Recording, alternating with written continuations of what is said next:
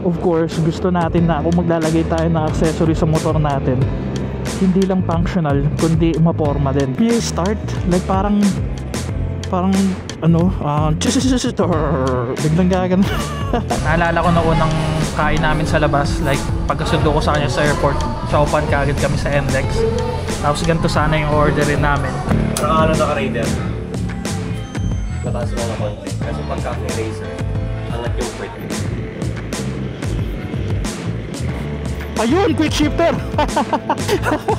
Gusto ko makita yung itsura ko. Ayun, nangangas.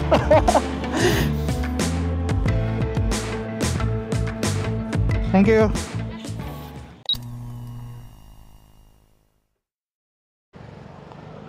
Hello YouTube, good morning, good morning, good morning.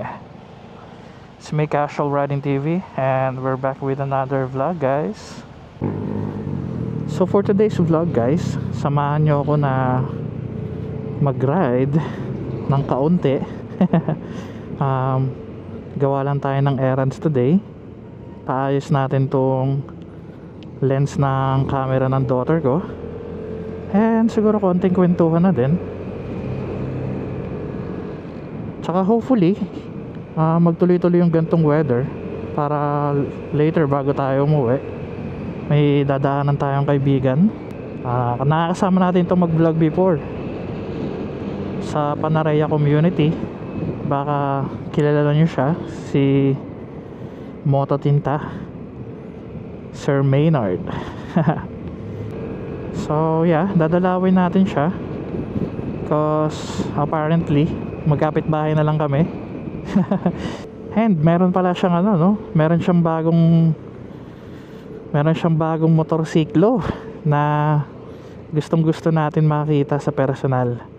Kasi simula nung nakilala natin tong motor na to, 2 times pa lang ako nakakita sa personal, and ngayon meron siya. Hindi naman masyadong halata, no, na yun ang dahilan kung ba't ko siya dadalawin. But yeah, let's see, kapag nagtuloy-tuloy yung gantong weather, magagawa natin yan. Nasubukan kong pumunta before or mag-ride sa Zambales before na wala akong motorcycle mount. Grabe, sobrang hirap, patigil-tigil ako.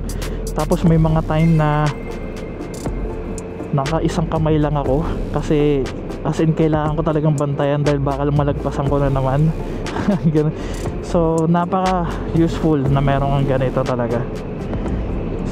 And para sa ating mga enthusiasts, of course, gusto natin na kung maglalagay tayo ng accessory sa motor natin, hindi lang functional kundi maporma din, di ba?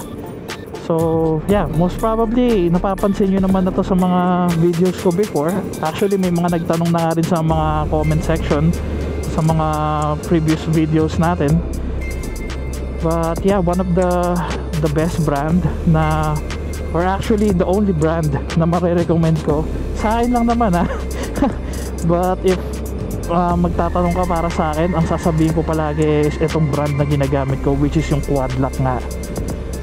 So again, hindi lang siya functional, maporma na, tsaka ang linis tignan. Kasi ang okay, lalagpas na ako. Hindi ko na tayo dito. Yeah, going back, kasi ayun nga, ang linis sa tignan kasi hindi siya malaki sa dashboard or sa harapan ng, or sa cockpit ng motorsiklo nyo. So ayan, pakita ko siya sa inyo, no?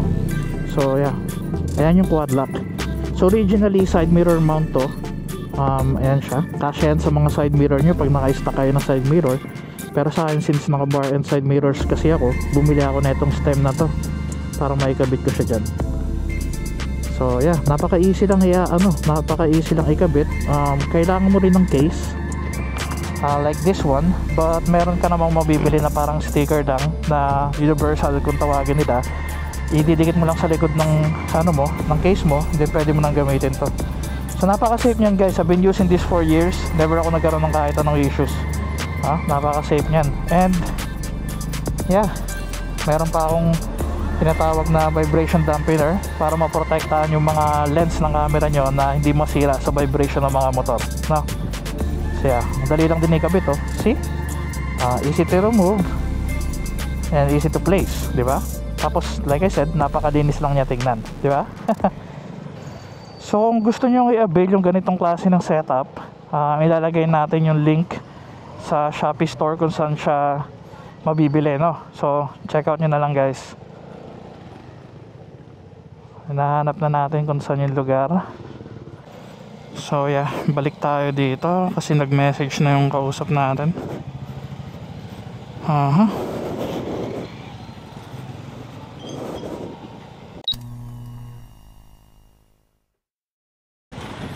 Alright, so ride out muna tayo ulit sandali, habang hinihintay natin yung reply nung gagawa ng camera. Kasi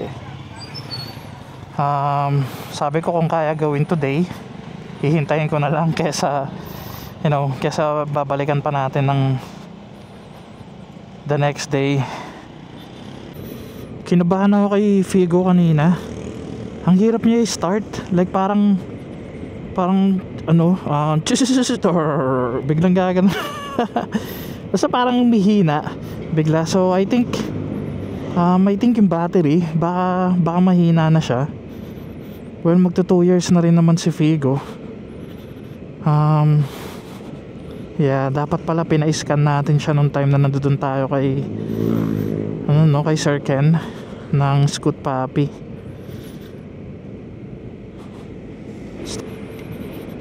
Siguro magla-lunch muna tayo somewhere. Baka sa Chowking, meron kasing Chowking dito. And medyo nagkikrave tayo ng Chowpan.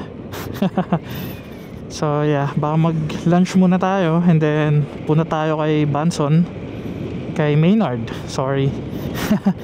Tumambay sandali habang hinihintay natin ang reply ng technician kung magagawa ba siya within the day para mabalikan din kaagad after, no? So yeah, ayan na naman yung ulan. Wag na sana lumakas. Alright, wait, ba't parang sarado? No, hindi, may tao. Ayan, sa Chowking na tayo. Yeah. Ano kakainin natin dito? Yeah, Chowpan na lang, saka siomai. Budget meal. Ayan, so ayan yung order natin. Siomai Chowpan, tsaka kangkong. Gusto ni wifey nito. Naalala ko na unang kain namin sa labas, like pagkasundo ko sa kanya sa airport, Chowpan kaagad kami sa NLEX. Tapos ganito sana yung orderin namin, kaso hindi available, kaya nag-ano kami, yung parang bok choy ba tawag doon. Ayan, let's go. Tapos na tayo kumain.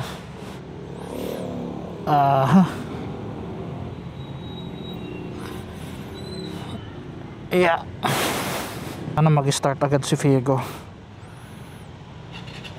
Oh, okay naman. Bakit kaya kanina Alright, let's go. Saan ba tayo dadaan? Dito na lang.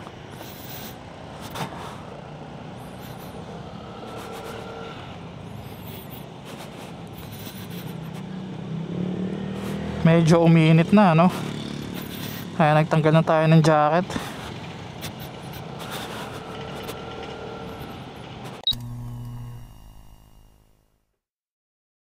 Ayun na, big pila, no? Ikot mo? Angas. Yeah. Ganda. Tapos magaan lang din to, no? Oo. Parang ano naka-radar. Mataas lang na konti. Kasi pag cafe racer, angat yung puwet pero pantay ka. Oo. Tsaka medyo naka-backwards din yung ano niya, no? Hindi naman mainit yung makina. Hindi. Hindi ka tulad ng duk. Sa duk? Duk mainit. Oo. Ito hindi. Matagal ka rin ba nag-duk? Oo. Isang taon din. Yeah, test drive tayo. Test drive. Naka-kill switch ka. Oo nga, nung baba nga, no? Wait lang. Tapos isang ganun lang. Hindi mo kailangan i-hold. Kagandaan yan. quick shifter, auto blip. Oo nga daw eh. Nakita ko nga sa vlog ni Jow. Gagana mag-engage yung quick shifter niya, pinakamaganda sa 6,000 to 7,000. Oo. Hindi na nagpa-vlog eh. Wala eh. Okay, game. Parehas din ba ito? Mahirap hanapin yung neutral. Puti ang baba nga, shit. Pero panapin neutral kung naka-standstill na. Pero pag galing ka ng second, tapos umaandar ka pa, Oo. konting pitik lang ng gano'n mag-neutral. Ang lambot din ng clutch, no? Oo, malambot. Ang baba nga, alang iya. Pero komportable yan kumpara sa sport. Sige, testing. Sa?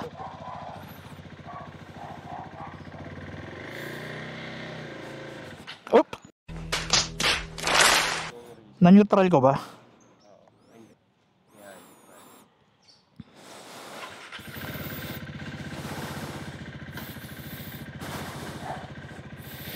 Testing muna.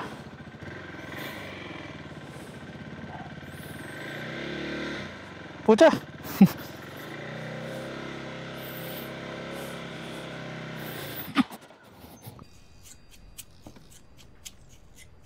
Puro Hindi ako sanay. yung ganito niya, mabanda dyan. Saka ka magagas. Hindi, i-timpline. Bigyan mo na ng konting rep. Dahan-dahan na rin sa lang. Hindi mapatay pa ito. Magbubigay ng clutch.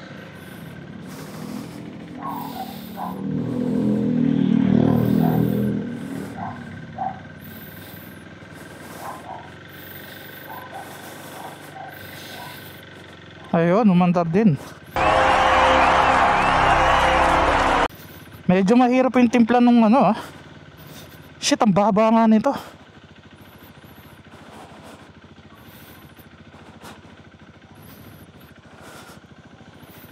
Oh yeah. Ang ganda. Ayan na. Medyo nasasanay na tayo. Ayun, hindi na ako namamatayan. Okay na. So kailangan mo siyang ipitin ng hita mo dito para hindi ka mangawit. Para hindi lahat ng weight mo nasa kamay. Hindi ko tayo dito sa ano, sa mabayuan.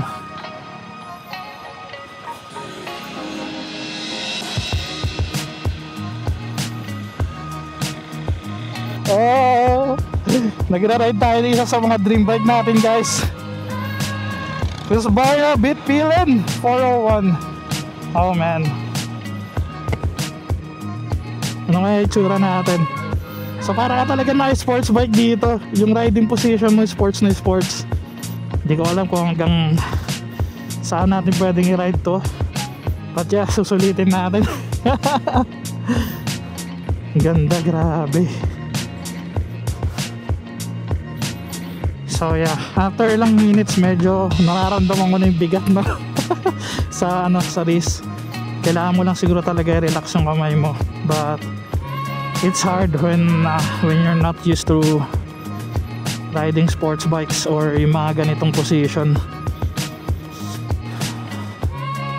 So like I said before, guys, ano tayo, hindi talaga tayo nag-manual. Marunong na ako mag-drive ng manual na kotse, kaya marunong ako mag-timpla sa clutch and all, but yeah, hindi tayo talaga nagmamanual na motor. Hindi tayo para matesting natin kahit makapag third gear man lang, no. Yung second gear yung pinaka smooth ko.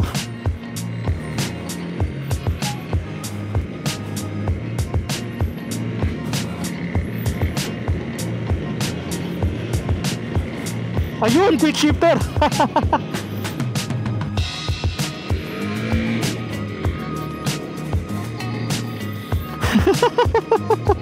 Oh my god. Oh my god, ang sarap.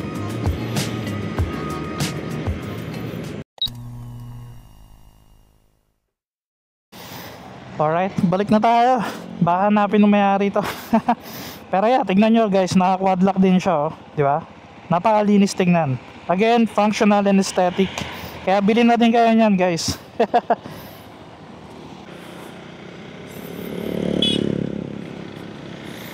So guys, 5.6 tayo. Medyo tiptoeing ng konti.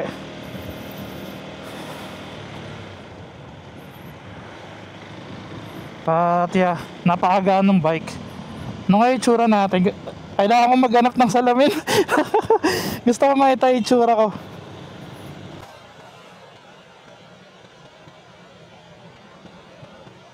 Ayun, nangangas. Bagay. Ang ganda talaga ng kulay. Tapos all stock pa to, oh. Wala pa siyang muffler, but gusto ko na yung tunog niya. Okay na. Siguro bonus na lang kung lalagyan mo ng muffler. But if ayaw mo ng maingay, okay na rin kahit hindi. Grabe. Nai-imagine ko yung sarili ko na nakagantong motor. Ay, ang sarap. Backstory tayo, no? Kung naaalala nyo or kung napanood nyo yung vlog ko na kung iti-trade si Figo, ganito yun. Ganito yung ka-trade natin na motor nun, Bitpilin.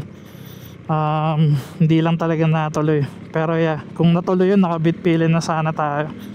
Hindi naman sa ayaw ko kay Figo. Isa sa mga dream motorcycle din talaga natin magkaroon ng Vespa, but yeah, talagang yung fascination ko para makapag manual and yung mga scrambler looking na motorsiklo, and most of all makapasok ng expressway, yun talaga yung nangingibabaw. So yeah, kaya noong time na nag-sale yung mga Bitpilin ng Ayala from 295 naging 200 to 210k, talagang napaisip ako ng todo-todo nun eh. Sabi ko sana talaga medyo naghintay, no?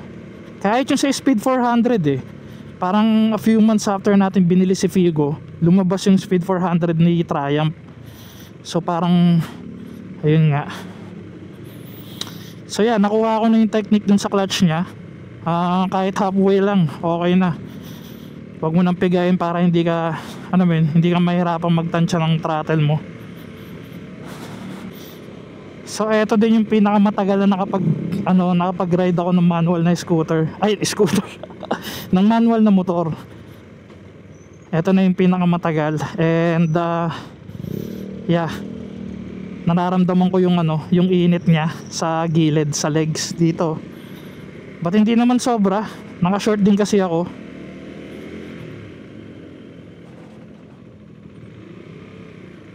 But kung nakapant siguro, kung hindi ko rin naman siya mararamdaman ng ganun. Grabe na kayong feeling nito pag nasa expressway ka. Sobrang lapit ko dun sa sa panel.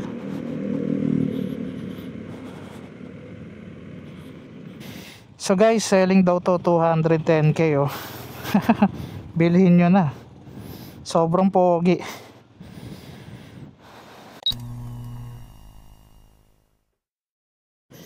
Nanibago ako bigla. Parang ang taas bigla nung niride natin. Kasi kanina asin nakasubsob talaga ako eh. But yeah, napakasarap na experience guys. At least kahit sa kahit sa test ride lang na nasusubukan natin yung mga gusto nating motor. Next na natin yung yung kay Jefferson, yung 4RR nya. Hindi pa kami nagkikita ulit eh, but next time na makikita kami nun, iti-test ride ko talaga yung motor na yun, no?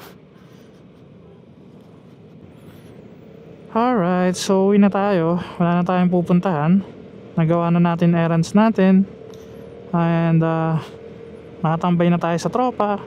Nakapag-test drive na tayo or test ride ng gusto nating motor. So yeah, uwi na tayo bago mag-start umulan, no? Kasi sabi sa weather app na uulan daw ng hapon.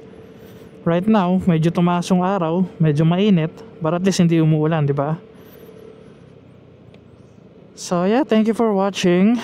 I hope you guys enjoyed yung short ride natin and konting kwentuhan. Sa next vlog, siguro pag-usapan natin yung recent purchase natin kay Figo, which is yung gulong sa likod na lagyan natin ng feedback. So siguro mga 1 week na simula na nagpalit tayo ng tire, and nakailang ride na rin tayo siguro mga naka 50 kilometers na rin tayong nagra-ride dun sa bagong gulong.